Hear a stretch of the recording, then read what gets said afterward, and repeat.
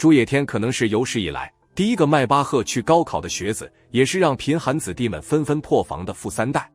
人家不仅投了个好胎，还走了一个非同寻常的富三代之路，那就是用实力打脸那些所有不看好他的人。高考700分的成绩一出，朱野天更是让人望尘莫及，有人满心怨恨，说是他太会投胎了，也有人说迈巴赫少爷只是他最为不足道的优点之一。坐着迈巴赫去高考的朱野天，究竟有着怎样让人破防的家世背景？他为高考付出了多少别人都看不见的辛酸呢？2024年6月8日高考第二天，在浙江省杭州第二中学外，参加高考的学生们都正在有序进入考点，